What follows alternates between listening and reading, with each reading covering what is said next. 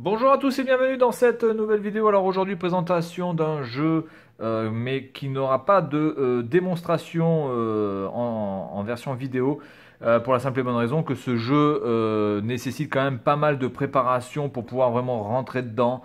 Donc j'ai vraiment pas la patience de vous faire tout le tutoriel, etc. parce que ça va pas vous apporter grand chose. Donc pour voir un petit peu à quoi ressemble ce jeu, bien vous tapez ni plus ni moins que Viva Pignata sur Xbox 360.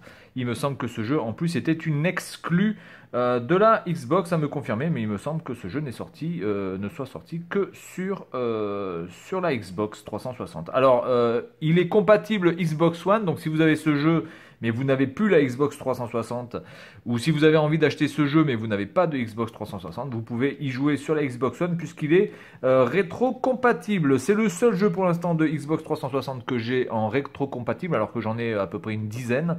Et c'est le seul. Voilà.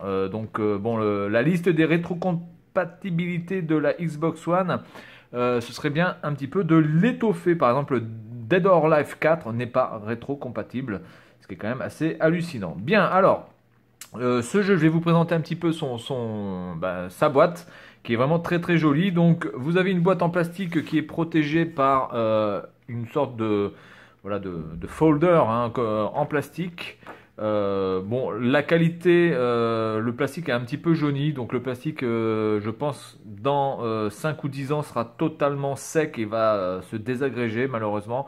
La qualité de ce plastique-là, de cette protection, n'est vraiment pas au niveau du reste. Mais bon, bref, ça permet quand même de protéger le jeu et d'avoir quelques screenshots, etc. Ensuite, à l'intérieur, avant l'intérieur, vous avez donc la présentation d'une piñata, qui est la piñata, on va dire, héroïne de ce jeu là, une sorte d'âne qui est très très jolie, voilà, avec la version arrière et la version avant. Et ici vous pouvez voir que c'est en relief, c'est en léger relief, c'est vraiment très très très bien fait.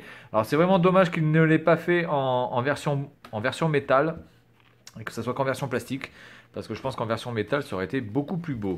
À l'intérieur, vous avez deux choses. Vous avez donc le petit coffret, le petit livre qui inclut le jeu, avec un CD bonus où il doit y avoir certainement des démos, notamment la démo de Star Wars, ou en tout cas la présentation du jeu Star Wars 3 Lego, avec certainement d'autres mini-jeux et quelques présentations diverses et variées, certainement aussi de peut-être quelques dessins animés. Ensuite, vous avez donc le jeu qui est là, dans un petit écrin plastifié transparent, avec une jolie petite photo derrière, voilà. Et puis, vous avez le livre. Vous avez le Child Safety Online. Bon, ça sert pas à grand chose, hein, je vais pas vous le présenter, mais vous avez aussi là un petit dessin, une petite illustration. Vraiment, c'est très très bien fait. C'est vraiment mignon. Et là, ça fait plaisir d'acheter un jeu pour avoir quand même quelque chose d'aussi bien fait. Alors là, vous avez tous les contrôles qui sont à l'arrière, donc ça permet d'être...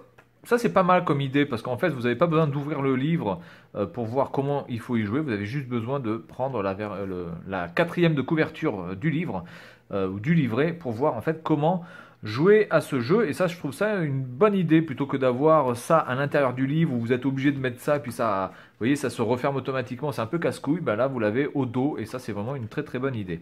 Donc, je vais vous présenter un petit peu le livret. Alors, le livret est en deux parties. Vous avez la version chinoise, qui est exactement donc la même chose que la version ici américaine ou anglaise. Donc, je vais vous présenter la version anglaise. Voilà.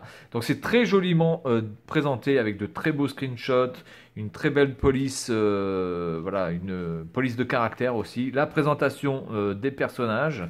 Alors honnêtement, moi je connais pas vraiment le but de ce jeu, parce qu'au début je pensais vraiment que c'était une sorte de jeu de plateforme, même si peut-être une sorte de jeu de plateforme, j'en sais rien. Mais bon, j'ai fait le tutoriel, c'est vraiment très très beau. Ça, il n'y a rien à dire par rapport à la beauté du jeu, c'est très coloré, les couleurs sont vraiment bien choisies. Maintenant, globalement, pour vraiment être à fond dans ce jeu, il faut quand même prendre du temps. Le temps de préparer son jardin, etc. Il y a tout un truc à faire. Donc honnêtement, ça me gonfle. Peut-être que si un jour j'ai un petit peu le temps, je préparerai quand même le plus gros, et après je vous ferai une démonstration. Mais là, pour l'instant, ça sert pas à grand chose que je vous fasse une démonstration, parce que il n'y a pas grand chose à voir. Et si vous allez sur YouTube, vous verrez largement tout ce que vous voulez savoir par rapport à ce jeu. Voilà, donc vraiment, ce livret est vraiment très très bien fait. Et ça manque hein, quand même, ça manque sur les nouveaux jeux de ne pas avoir ces petits livres qui nous sont, en tout cas, qui pour moi sont très chers parce que quand on achète un jeu, c'est vraiment intéressant d'avoir toute une petite panoplie de choses qui font que quand on a acheté un jeu, on n'a pas l'impression de s'être fait arnaquer et qu'on a vraiment quelque chose, un vrai et un véritable objet entre les mains. Donc là, par contre, il y a ici cette partie-là, voilà. Donc voilà pour Viva Pignata. C'est un jeu qui coûte pas extrêmement cher. Vous pouvez le trouver peut-être pas dans cette version-là, mais dans la version, on va dire, boîte de Xbox 360 classique. En tout cas, c'est un jeu qui coûte pas très très cher, qui a été plutôt bien noté, qui a été plutôt bien apprécié et qui vraiment Rare nous a montré là toute la maîtrise sur la Xbox 360 en matière de graphisme parce que je peux vous dire que ce jeu est vraiment magnifique à l'écran.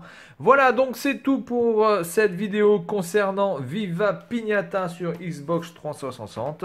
Et puis moi, je vous dis à la prochaine. Salut à tous!